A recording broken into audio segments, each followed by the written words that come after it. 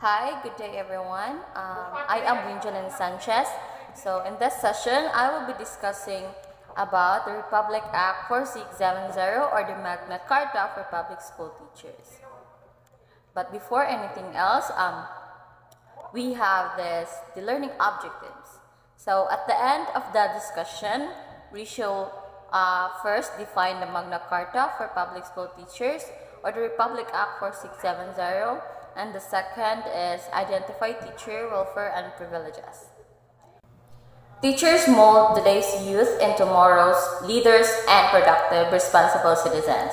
So the importance of the teaching profession was validated by a 1998 World Bank study, which pointed out that the role of teachers is considered as the single most influential factors behind a student's performance. So this recognition is not new.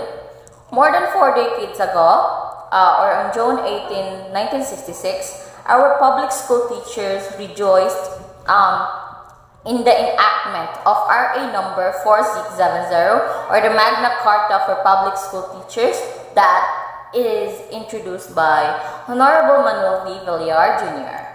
So the Magna Carta for public school teachers, otherwise known as Republic Act number 4670, was envisioned to provide programs for the promotion and improvement of the well-being and economic status of the public school teachers. The Magna Carta come from the word Great Charter. So the responsibility of molding the minds and values of the Filipino youth makes our public school teachers precious and invaluable to our society. Moreover, public school teachers as civil servants wholeheartedly dedicate their time and effort in assisting both the local and national government, particularly during elections. So as such, Republic Act number 4670, otherwise known as the Magna Carta for public school teachers, was passed into law in view of providing professional rights and safeguards to our public school teachers in consideration of the exigency and level of difficulty of the exercise of their profession. However, the said law, which has signed on June 18, 1966, remains untouched for more than a half a century now, exhibits weaknesses that hamper the improvements of the social and economic status and working conditions of our public school teachers.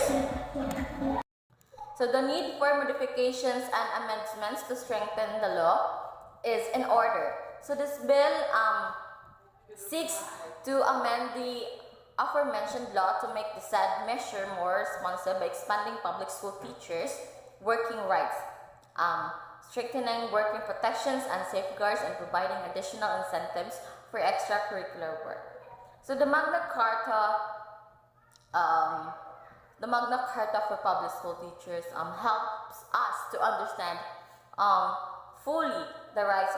It protects the rights of the teachers, like the tenure of office, academic freedom, and other benefits. So some teachers are not privy to the provision of this code, as this is not discussed with them. So we have this section 1, Declaration of Policy.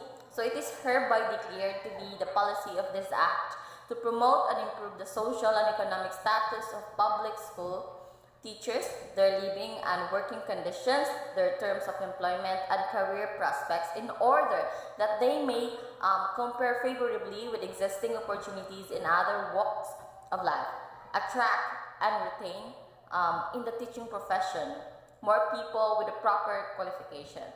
It being recognized that advance in education depends on the qualifications and ability of the teaching staff, and that education is an essential factor in the economic growth of the nation as a productive investment of a vital importance.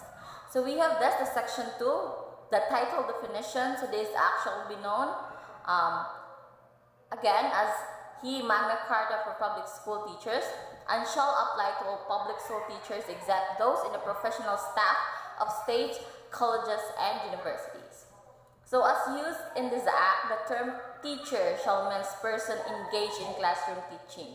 in any level instruction of full-time basis, including guidance counselors, school librarians, industrial arts or vocational instructors, and all other persons performing supervisory and or administrative functions in all schools, colleges, and universities operated by the government or its politic subdivisions, but shall not include school nurses, school physicians, school dentists, and other school employees. So this Act or Public Act consists 35 sections, which is the section is already discussed, which is the two section is already discussed a while ago, and other is the following. We have in the declaration policy that discussed a while ago is the section 1 declaration policy and the section 2 the title definition. So under the recruitment and career, we have section 3 recruitment and qualification, section 4 probationary period, section 5 tenure of office, section 6 consent for transfer transportation expenses, section 7 code of professional conduct for teachers, section 8 safeguards and disciplinary procedure, section 9 administrative charges, section 10 no discrimination, section 11 merit teachers, section 12 academic freedom. Under demands hours of work and remuneration, we have the section 13 teaching hours, section 14 additional compensation, section 15 criteria for salaries, section 16 salary scale, section 17 equality in salary scales, section 18 cost of living allowance, section 19 special hardship allowances, section 20 salaries to be paid in legal tender, section 21 deductions prohibited. So under the health measures and injury benefits, we have the section 22 medical examination and treatment. We have the section 23 compensation for injuries.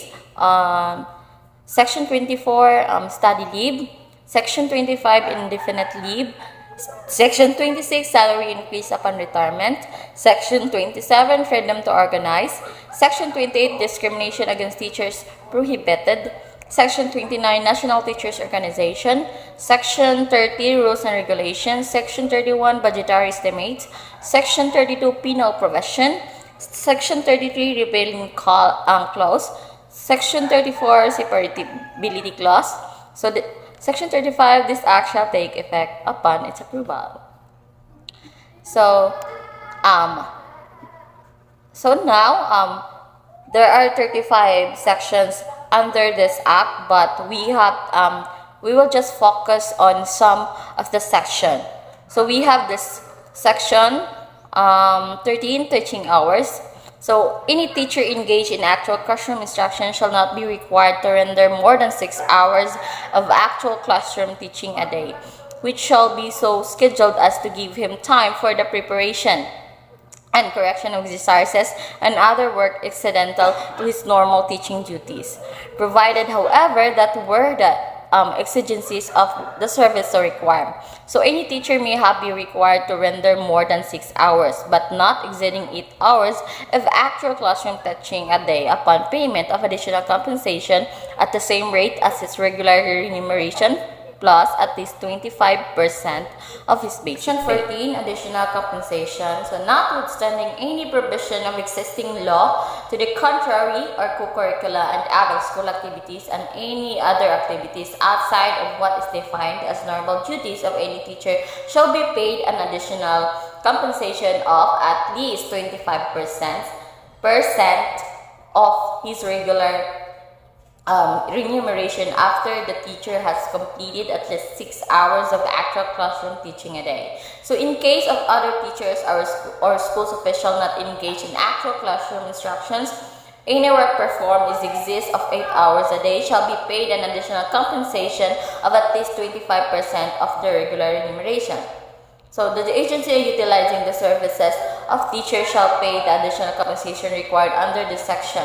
Education authority shall refuse to allow the rendition of services of teachers for other government agencies without the assurance that the teachers shall be paid the remuneration provided for under this section.